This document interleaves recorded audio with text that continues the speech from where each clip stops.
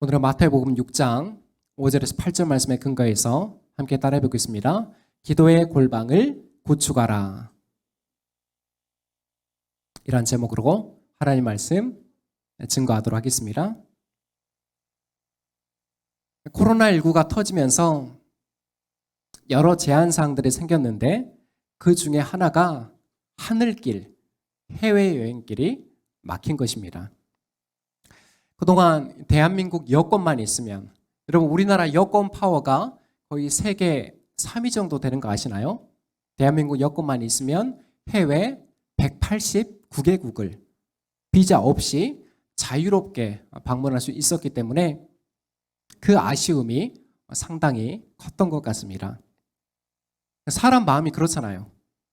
갈 수 없다고 하면, 할 수 없다고 하면 어떻습니까? 더 하고 싶고 더 가고 싶은 그런 마음이 간절해지는 거죠. 그리고 이때 그 많은 사람들의 아쉬움을 달래줬던 게 바로 유튜브에 있는 각종 여행 채널입니다. 보고 계시나요? 빠니보틀이나 곽튜브나 100만 명, 200만 명 이렇게 구독자가 넘는 채널들이 지금도 인기를 얻고 있어요. 그런데 이 해외 여행 채널을 보면 이란이나 모로코 같은 그 중동 지역에 가면 예외 없이 볼 수 있는 장면이 있는데 그게 뭘까요? 혹시 보신 분 계시나요? 중동 지역에 가면 예외 없이 볼 수 있는 장면이 있습니다. 바로 길거리에서 기도를 하고 있는 무슬림들의 모습이에요. 이슬람은 공식적으로 하루에 5번 기도를 하게 되어 있습니다. 먼저 그 기도 시간이 되면 준비를 알리는 큰 노랫소리가 거리마다 울려 퍼져요. 다음으로 이슬람 성지가 어디에 있습니까? 사우디아라비아에 있는 메카. 거기가 무슬림이라면 평생 한 번은 방문하고 싶은 말 그대로 성지입니다. 그래서 그 사우디의 메카를 향해서 그쪽으로 몸의 방향을 틀고 엎드려서 기도를 하는 것이죠. 이때 이슬람교의 예배당인 모스크가 근처에 있으면 거기에 가서 기도를 하고, 모스크가 없으면 어떻습니까? 그냥 길바닥에 1인용 멍석을 깔고 엎드려서 기도를 하는 거예요. 장사를 하는 도중에도 멈추고 기도를 하고, 운전을 하고 가더라도 멈추고 차를 세우고 기도를 하고, 심지어 그 비좁은 비행기 안에서조차 무슬림들은 기도 시간을 놓치지 않습니다. 또한 최근에는 국내에 어떻습니까? 많은 외국인 노동자들이 유입됐기 때문에 종종 이러한 광경을 목격할 수가 있는 거예요. 공장에서도 일하다가 기도 시간이 되면 어떻게 해요? 엎드려서 기도하는 거예요. 자, 반면 우리 개신교의 기도 문화는 어떨까요? 갈수록 약해져 가고 있는 게 현실입니다. 과거에는 성도들이 교회 주변에 많이 살았어요.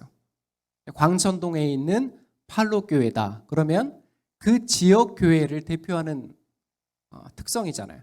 대부분 성도들이 광천동 지역에 모여 살았습니다. 하지만 지금은 어떻습니까? 지금은 어때요? 대부분이 교회에서 떨어져 살고, 그리고 바쁘고 고된 그런 일상 때문에 소수의 나이 드신 성도들만이 기도의 자리를 지키고 있는 게 현실이에요. 지난 주일에 점심을 먹고 저희가 사랑방 모임이 있었는데 여전도에서 나누는 이야기를 제가 듣게 됐습니다. 오해하지 마세요. 일부러 제가 엿들은 게 아니라 하도 목소리가 커서 제가 듣지 아니할 수 없었습니다. 어쨌든 그 대화의, 여전도에서 나눈 대화의 주제가 뭐였냐면 좀 같이 모여서 기도를 하자는 거였어요. 맞아요? 틀려요? 네, 맞죠. 저희 교회는 공식적으로 새벽 기도회가 없고 일부 성도님들이 새벽이나 저녁에 나와서 자율적으로 기도를 하고 있습니다. 그런데 한동안 저마다의 사정으로 이 기도의 줄이 끊어져서 영적으로 메마르고 답답함을 많이 느끼셨는지 다시 모여서 좀 기도하자, 기도의 불을 좀 떼보자라는 의견이 나왔던 것 같아요. 그래서 오늘은 이런 교회 공동체의 상황에서 기도의 불쏘시개가 필요하겠다는 생각으로 기도에 관한 말씀을 준비를 했습니다. 아무쪼록 오늘 설교를 통해서 더 깊고 친밀한 기도의 세계를 경험하기를 축복합니다. 기도의 골방을 구축하라. 첫 번째는 기도의 본질입니다. 우리 5절에서 8절 말씀 다시 한번 한 목소리로 합독하도록 하겠습니다. 시작. 너희는 기도할 때 위선자들처럼 하지 말아라. 그들은 사람들에게 보이려고 회당과 큰 길 모퉁이에 서서 기도하기를 좋아한다. 내가 진정으로 너희에게 말한다. 그들은 자기네 상을 이미 다 받았다. 너는 기도할 때 골방에 들어가 문을 닫고서 숨어 계시는 내 아버지께 기도하여라. 그리하면 숨어서 보시는 너희 아버지께서 너에게 갚아주실 것이다. 너희는 기도할 때 이방 사람들처럼 빈말을 되풀이하지 말아라. 그들은 말을 많이 하여야만 들어주시는 줄로 생각한다. 그러므로 그들을 본받지 말아라. 하나님 너희 아버지께서는 너희가 구하기 전에 너희에게 필요한 것이 무엇인지를 알고 계신다. 아멘. 오늘 우리가 읽은 본문은 예수님의 가르침 가운데 핵심이라고 할 수 있는 마태복음 5장에서 7장 사이에 기록된 산상설교입니다. 산상설교가 정말 중요해요. 예수님의 가르침 가운데. 그리고 이제 9절부터 예수님이 오늘 본문 다음인 9절부터 예수님이 직접 제자들에게 가르쳐 주신 뭐가 등장합니까? 주기도문이 등장하는데 그에 앞서서 주님이 주기도문에 앞서서 기도의 본질에 관해서 말씀을 하시는 거예요. 오늘 우리가 읽었던 5절에서 8절까지 이 본문의 핵심은 세 가지입니다. 첫째, 너희는 기도할 때 무엇을 주의하라는 겁니까? 위선을 주의해라. 당시 유대 종교 지도자들이 사람들에게 보이려고 어디에서 기도를 했어요? 사람들이 많이 모여 있는 유대교 회당이나 큰 길, 모퉁이에 서서 기도하기를 좋아했습니다. 과시하는 거죠. 그런데 주님은 이런 행태를 뭐라고 말씀하십니까? 위선이다. 하나님 중심이 아니라 사람에게 보이고자 하는 위선이다라고 분명하게 질책하십니다. 자, 둘째는 너희가 기도할 때 어디에서 기도하라는 겁니까? 사람들의 눈에 띄지 않는 작은 방, 곧 골방에 들어가서 문을 닫고 숨어 계시는 내 아버지께 기도하라는 겁니다. 여기서 숨어 계시는 하나님이라는 표현이 무슨 뜻일까요? 공간에 제한받지 않으시고 모든 곳에 임재하시는 하나님의 편재성을 의미합니다. 신학적인 용어로는 하나님의 편재성. 어느 곳에나 하나님께서 임재하신다, 계신다. 그런 의미고요. 셋째로는 너희는 기도할 때 이방 사람들처럼 뭘 하지 말라는 겁니까? 예전 개역개정 성경에서는 중언부언, 곧 의미 없는 말을 되풀이하지 말라는 거예요. 그럼 왜 이방인들이 중언부언, 되풀이하는, 실없는, 의미 없는 말을 되풀이하는 기도를 했던 걸까요? 그렇게 정성을 많이 들여서 많은 말을 해야 그들의 신이 들어준다고 믿었기 때문입니다. 그러나 예수님은 뭐라고 말씀하세요? 그런 이방 종교의 이방 신들에게 드리는 기도관을 예수님은 배격하고 우리가 구하기 전부터 이미 하나님께서 우리의 필요를 알고 계시기 때문에 그런 기도를 본받지 말 것을 당부하시는 거죠. 자, 이렇게 주님이 가르치신 기도를 살펴보면 우리 개신교의 기도가 다른 이방 종교의 기도와는 본질적으로 다르다는 것을 알 수 있어요. 그럼 더 쉽게 우리의 기도를 한 문장으로 요약하면 어떻게 표현할 수 있을까요? 다음은 감리교의 창시자인 존 웨슬리 목사님이 이야기한 기도에 관한 정의인데, 우리 함께 화면을 보고 읽어보도록 하겠습니다. 시작. 우리의 기도는 우리의 진심을 하나님 앞에 토로하는 것입니다. 그렇지 않은 기도는 모두 위선입니다. 그러므로 우리는 기도할 때 하나님과의 사귐을 유일한 목적으로 삼고 우리의 마음과 정성을 하나님께 모두 드려야 합니다.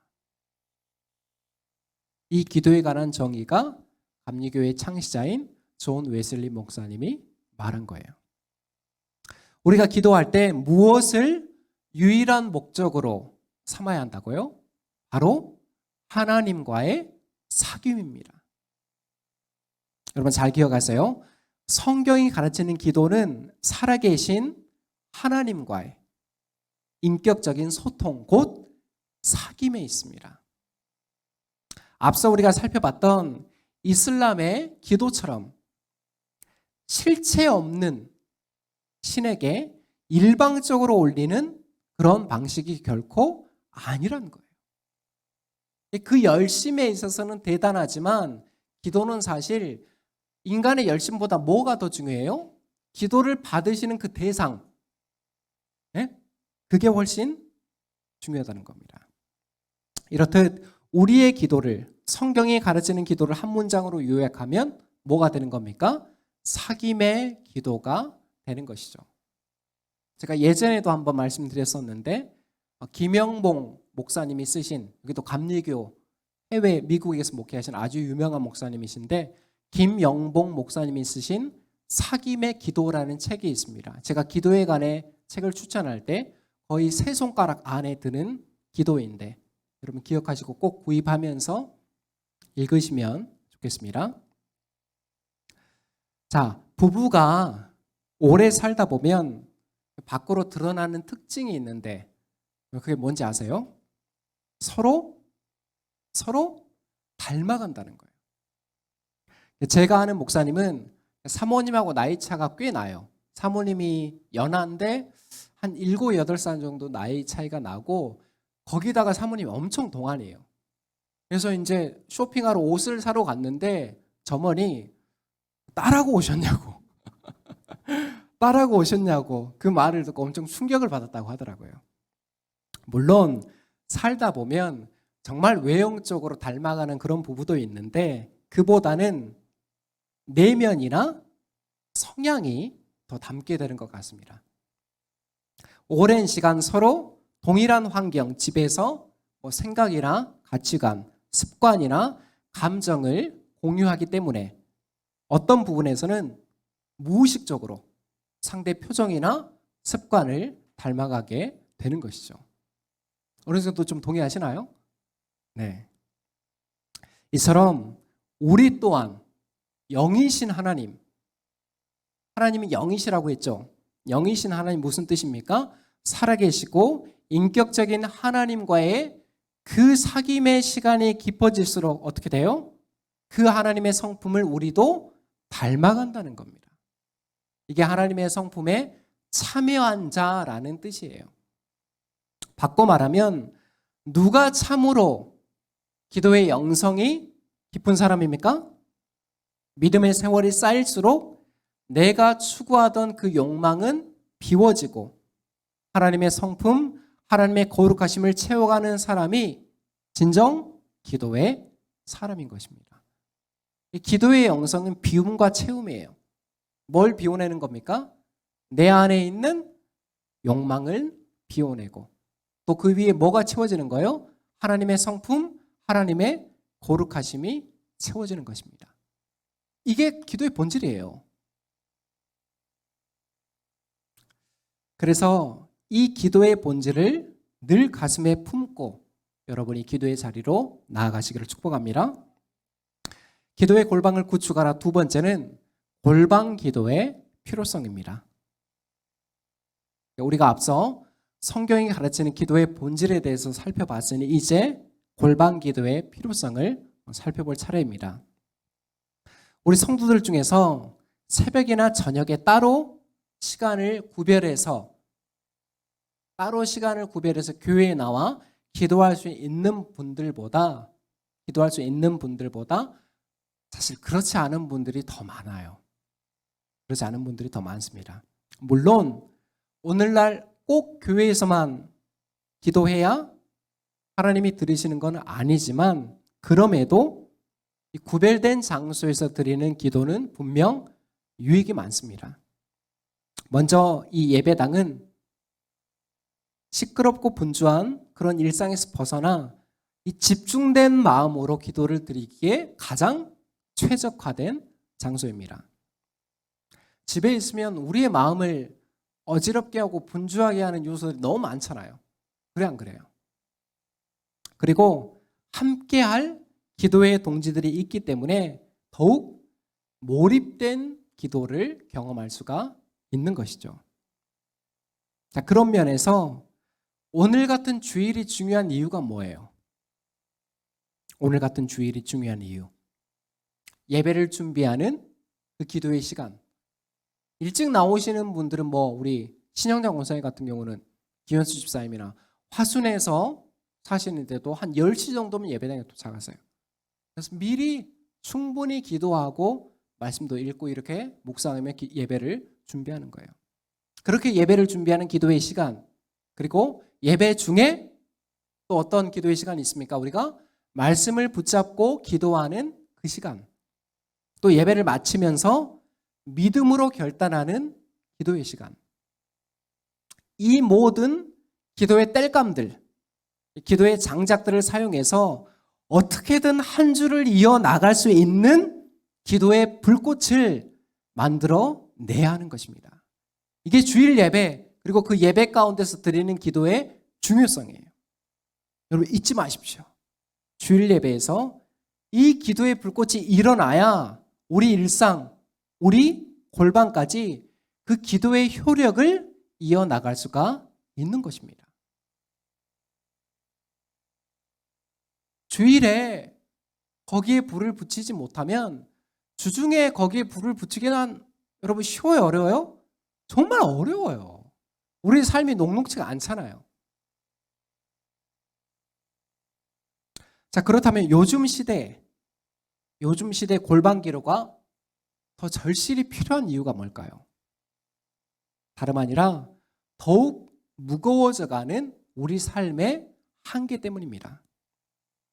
알다시피 한국 사회는 지금 거꾸로 가는 노동 정책 때문에 어떻습니까? 저녁이 있는 삶이 더욱 줄어들 전망이에요.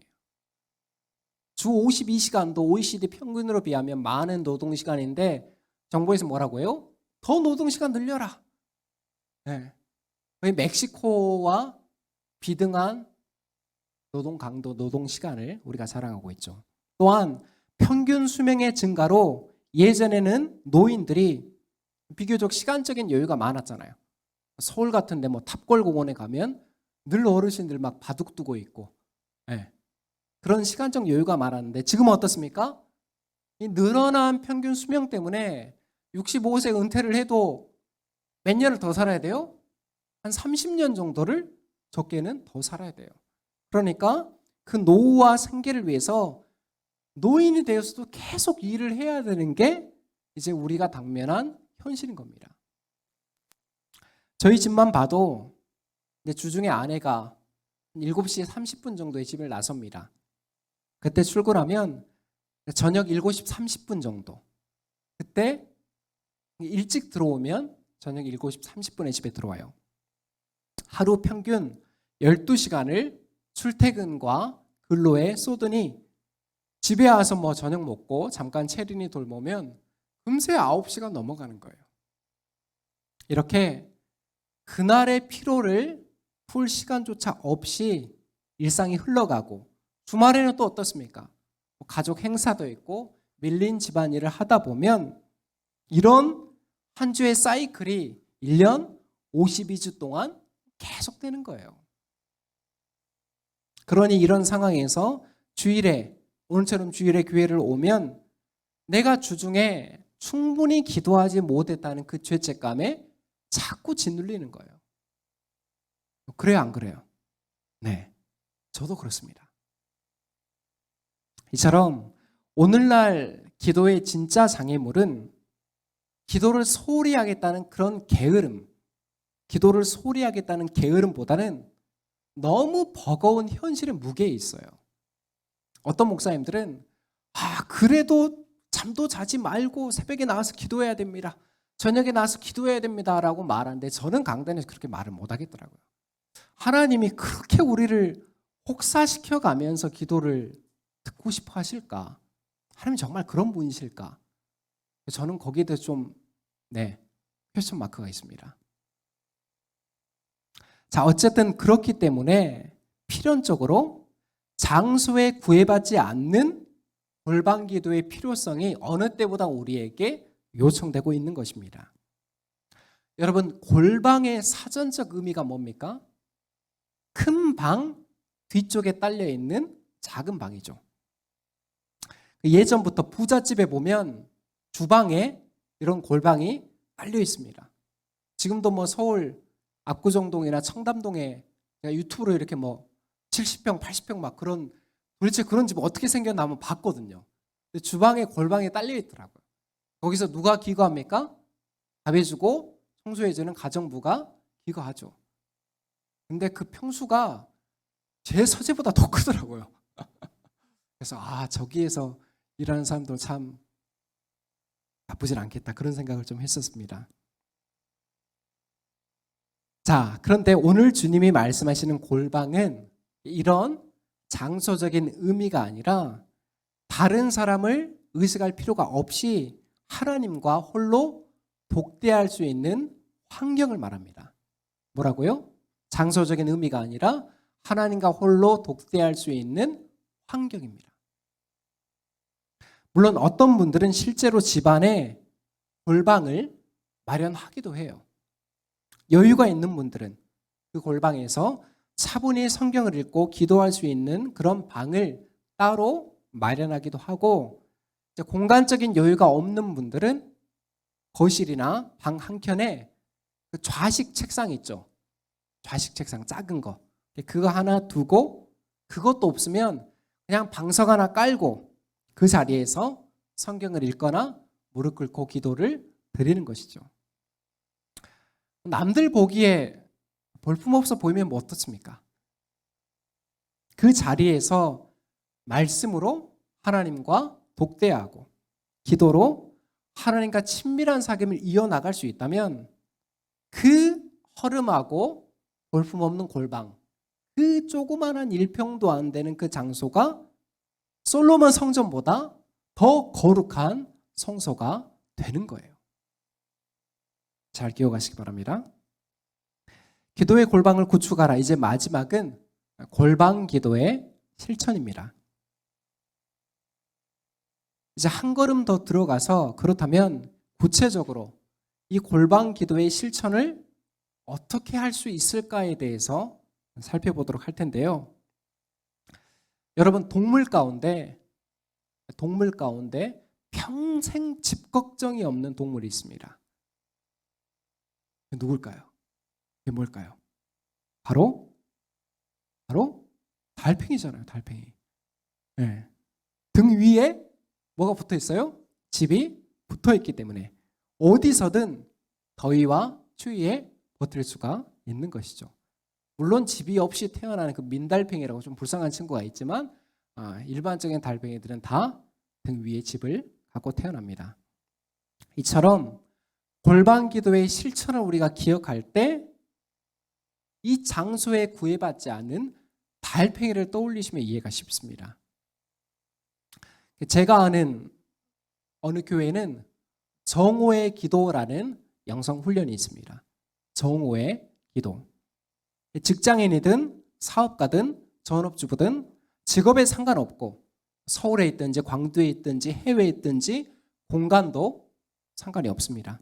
중요한 건 하나예요. 딱 하나. 뭐예요? 매일 정오 낮 12시가 되면 어디서든 기도에 참여하는 거예요. 기도 제목도 막연하지 않아요. 기도합시다 그러면 뭘 기도해야 되지? 뭐부터 기도해야 되지? 이렇게 막연한 성도님들도 있는데 막연하지 않습니다. 그날 아침에 읽은 성경 구절이라 묵상한 성경 본문을 떠올리면서 그 말씀을 붙잡고 하는 거예요. 그 말씀을 기억하고 성령님의 인도하심을 구하면서 기도를 드리는 것이죠.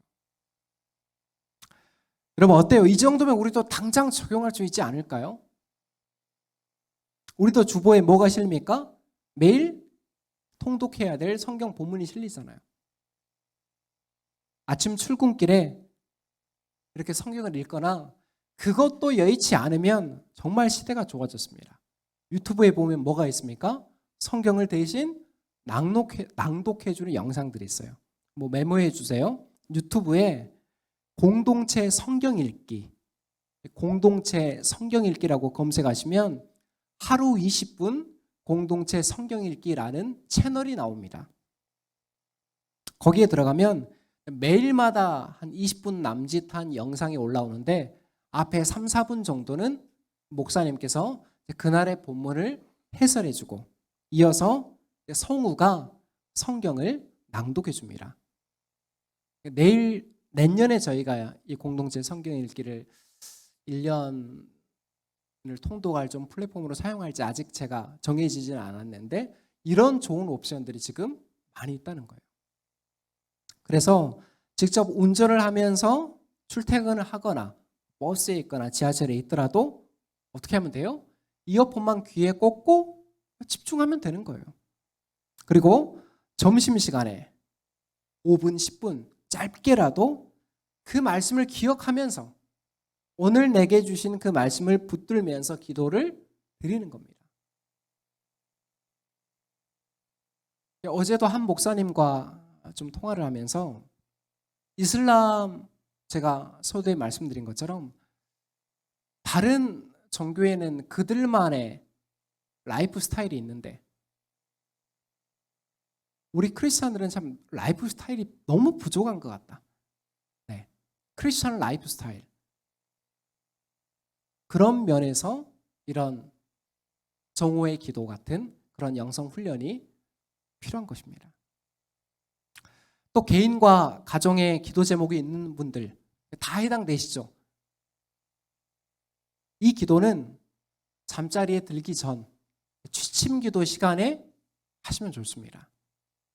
고요하잖아요, 그 시간은. 마음을 마지막으로 좀 집중할 수 있는 시간이잖아요. 침대에서 잠시라도 무릎을 꿇고 간절히 기도를 드리면 짧게 한 5분 정도 기도하려고 무릎을 꿇었는데 눈을 떠보니 20-30분, 길게는 1시간이 훌쩍 지나가는 그런 경험을 해보신 성도님들도 계실 거예요. 성령의 감동이, 성령의 인도하심이 그 기도 가운데 함께하니 이런 역사들이 일어나는 겁니다. 이렇게 아침, 점심, 저녁 정해진 시간에 마음을 구별해서 기도의 그 줄을 붙잡으면 그 자리가 어디에 있든지 간에 그 자리가 하나님과의 사귐이 있는 거룩한 골방이 되는 것입니다. 그 외에도 우리가 흘리고 놓치고 있는 시간들이 얼마나 많은지 몰라요. 올해 겨울 독감이 심하다고 해서 지금 뭐 동네 병원마다 환자들이 가득하다고 합니다. 동네마다 제법 잘 보는 의원들 있잖아요, 병원들. 거기 가보면 최소 몇 분 정도 대기해요? 최소 30분. 그리고 많게는 1시간 이상을 대기를 해야 돼요. 그런데 그 대기 시간에 여러분 뭐 하세요? 뭐 하세요? 다들 스마트폰을 꺼내서 굳이 확인하지 않아도 되는 뉴스나 유튜브를 봅니다. 저도 체린이 데리고 아동병원에 가보면 부모도 스마트폰 보고 아이도 집에서 가져온 그 태블릿 PC, 아이패드 같은 거 들여다보고 있고 어느 한 사람 예외가 없어요. 저는 많이 안 보거든요. 병원 가면. 이렇게 보면 다 이렇게만 있어. 다. 좋은 게 아니에요. 어떻게 보면 오늘날 영성생활에 있어서 가장 큰 해악이 스마트폰입니다. 아침에 일어나면 그 모닝콜 확인하고 끄면서 뉴스 확인하고 이런 게 그냥 습관이에요, 현대인들의. 자, 그런 상황에서 그렇게 우리가 흘리고 놓치고 있는 그 시간들, 그 틈에 우리가 기도하면 안 돼요?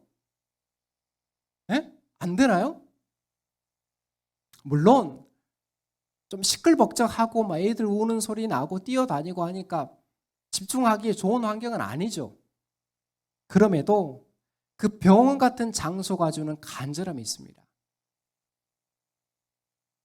우리 주변에 그리고 교회 공동체 아픈 분들 계시잖아요. 저도 몇 주 전까지 서울에 있는 암 진단을 받고 정말 지금 어렵게 투병하고 있는 목사님을 위해서 계속 틈마다 기도를 해야 되는 그런 상황이 있었어요. 병원에 가면 당연히 아픈 사람들이 의식적으로 생각이 나잖아요. 그래서 그 진료 대기 시간에 기도하는 거예요. 짧더라도 뭐 5분이면 어때요? 얼마든지 간절히 마음을 모아서 기도를 드릴 수가 있는 거예요. 환경보다 더 중요한 게 뭐예요? 간절함이에요. 마음이 더 앞서면 폭풍우가 치는 상황에서도 기도할 수 있습니다. 또 기도할 수 있는 틈을 찾아보면 어떻습니까? 결코 부족하지 않습니다. 우리가 약속 있으면 미리 카페나 식당에 도착하게 되잖아요. 그 틈, 그리고 시외로 다녀오는 KTX 안에서, 그리고 제주도를 오가는 그 비행기 안에서, 기내 안에서. 우리 속담에 티끌모아 태산이라고 했는데 여러분 영적인 원리도 크게 다르지 않습니다. 연애 시절에 틈만 나면 문자 하나 더 보내고 싶고 자기 전에 5분이라도 더 통화하고 싶은 그 마음처럼 하나님과의 사귐에 목마른 사람만이 골방의 영성을 추구할 수 있습니다. 이건 시켜서 되는 게 아니에요. 네? 시켜서 됩니까? 사랑에 빠진 사람이 시켜서 돼요? 수동적으로 돼요? 100% 능동성입니다. 신앙이 뭐예요? 네? 기독교 신앙이 뭐예요? 하나님과의 관계잖아요. 그 사귐에 목마른 사람만이 땅을 파고 물을 찾는 거예요. 틈을 찾는 거예요. 잠깐이라도 하나님께 보낼 수 있는 카톡이 하나라도 있는지, 잠깐이라도 하나님과 소통할 수 있는 통화의 시간이 있는지. 시간이 부족하지 않습니다. 잘 묵상해 보면 우리가 흘리고 놓치고 있는 그 시간들을 짬짬이 모으면 하루만 해도 1시간은 훌쩍 넘을 거예요. 더 이상 목사님 저는 시간 없어서 기도하기가 어렵습니다라는 핑계가 통하지 않는 시대라는 말이에요. 질책하는 건 아니고 동의되시나요? 아멘 하시기 바랍니다. 사랑하는 성도 여러분, 오늘 주님 말씀처럼 우리가 골방으로 나아갈 때 장소에 구애받지 않는 어디에 있는 그곳을 우리가 거룩한 성소 골방으로 구축할 때 숨어서 보시는 하늘 아버지께서 우리의 간구대로 갚아주시리라 믿습니다. 이걸 믿는 사람들만이 하는 거예요. 하나님은 누구보다 우리의 필요를 가장 잘 아세요. 그래서 여러분 간절히 기도하고 나면 맡기세요.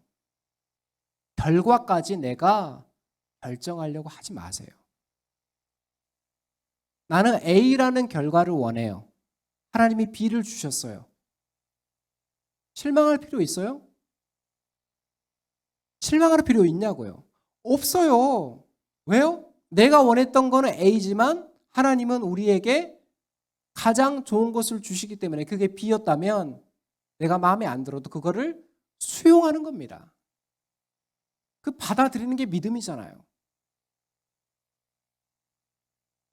그러니 다른 어떤 동기나 목적보다 그 무한하신 하나님, 그 하나님 자체를 추구하는 그런 기도 생활, 그런 골방으로 나아가는 저와 여러분이 되시기를 축복합니다.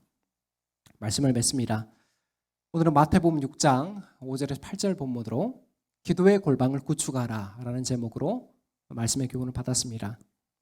기도의 본질은 하나님과의 사귐에 있고 골방 기도의 필요성은 우리 매일의 일상에서 그 하나님을 추구하기 위함입니다. 여러분 어떻습니까? 오늘 말씀을 들으면서 기도의 골방을 구축해야 될 분명한 이유들을 찾으셨나요?